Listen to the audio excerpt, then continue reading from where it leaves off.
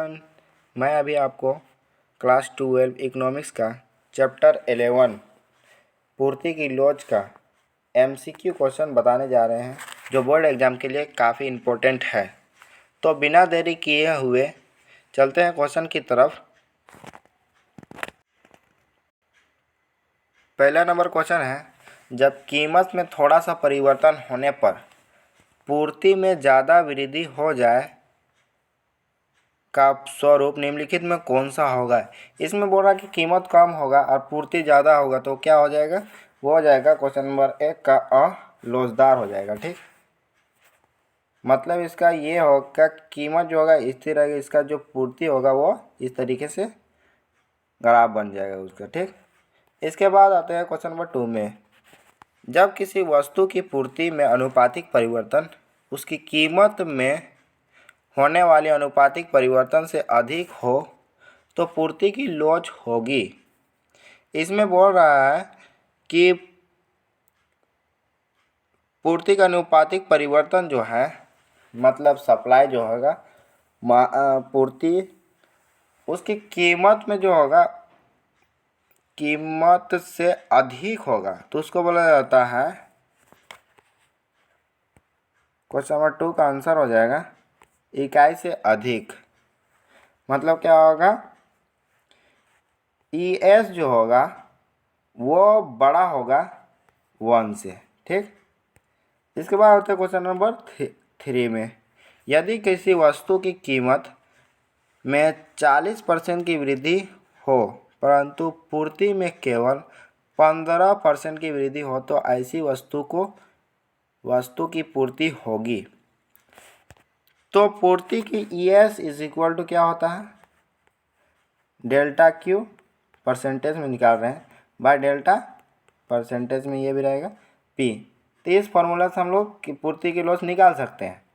तो इसमें क्या हो रहा है कि जो सप्लाई है केवल 15% है और उसमें कीमत क्या है, अधिक है, तो इसका मतलब जो होगा वो क्वेश्चन नंबर 3 का आंसर हो जाएगा 100, बेलोजदार होगा। मतलब ये हुआ कि पूर्ति कम होगी। उसके बाद आते हैं क्वेश्चन नंबर 4 में, पूर्ति की लोच को मापने के लिए माप निम्नलिखित में किस सूत्र से ज्ञात की जाती है। तो पूर्ति की लोच को मापने के लिए जो है वो delta QS by delta P।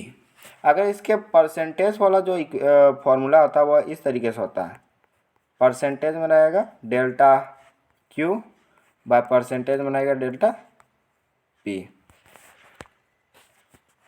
इसके बाद आता है क्वेश्चन नंबर 5 में, निम्नलिखित चित्र दर्शाता है या फिर प्रदर्शित करता है। क्या प्रदर्शित करता है तो देखते हैं, चित्र में दिखाया गया रहा है। देखिए इस चित्र में जो है सप्लाई अधिक हो रही है, मतलब क्या होगा, लोचदार होगी।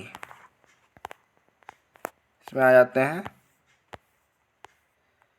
पूर्णतः लोचदार पूर्ति। क्वेश्चन नंबर 5 का आंसर सही हो जाएगा, मतलब सप्लाई क्या हो रहा है, ज़्यादा हो रही है। इसके बाद आते हैं क्वेश्चन नंबर 6 में, तो इसमें निम्नलिखित चित्र प्रदर्शित करता है।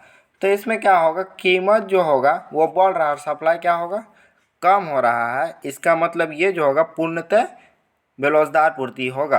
क्वेश्चन नंबर 6 का आंसर हो जाएगा ब, पूर्णतः बेलोजदार पूर्ति। इसके बाद आते हैं, निम्नलिखित में कौन सा जोड़ा सही है। पूर्णतः बेलोजदार पूर्ति ES is equal to infinity होता है, जिसमें क्या होता है, सप्लाई ज़्यादा होता है। उसके बाद अधिक लोचदार पूर्ति ES वो बड़ा होता है 1 से। उसके बाद सम है पूर्णतः बेलोजदार पूर्ति ES इज इक्वल टू 0, जिसमें क्या होता है कि पूर्ति कोई भी पूर्ति नहीं की जाती है। तो इसमें क्वेश्चन नंबर 7 का आंसर हो जाएगा द उपयुक्त सभी। इसके बाद आता है क्वेश्चन नंबर 8 में, ES इज इक्वल टू 0 का अर्थ है कि पूर्ति की लोच 0 में क्या हो जाएगा, पूर्णतः बेरोजगार होगा, मतलब कोई भी उसमें सप्लाई नहीं की जाएगी। क्वेश्चन नंबर 8 का ब आंसर इसका सही हो जाएगा। क्वेश्चन नंबर 9 में यदि किसी वस्तु की कीमत 60% की वृद्धि हो परंतु पूर्ति की में केवल 5% की वृद्धि हो तो ऐसी वस्तु को पूर्ति होगी। तो ऐसी वस्तु की पूर्ति जो है, ये जो बोल रहा है इसमें कीमत इसका क्या है, पी जो है वो 60% है और इसका जो पूर्ति है सप्लाई है वो कितना है 5% का है। मतलब क्वांटिटी, सप्लाई का जो क्वांटिटी है ना क्यू एस होगा इसका में, ठीक। ये ज़्यादा होता है, मतलब इसका जो ई एस आएगा वो क्या आएगा, लेस देन 1 आएगा। इसका मतलब इसका होगा क्वेश्चन नंबर 9 का आंसर हो जाएगा 100। क्या हो जाएगा, बेरोजगार होता है। मतलब इसका ग्राफ किस तरीके से बनेगा, कुछ इस तरीके से बनेगा, ई कम होगा इसका, ठीक, पूर्ति इस तरीके से। उसके बाद आता है क्वेश्चन नंबर 10 में अक्षों के केंद्र से निकलने वाली पूर्ति रेखा की लोच होती है। मतलब अक्षों के केंद्र से निकलने वाली पूर्ति रेखा कैसा होगा, तो क्वेश्चन 10 का आंसर हो जाएगा 100।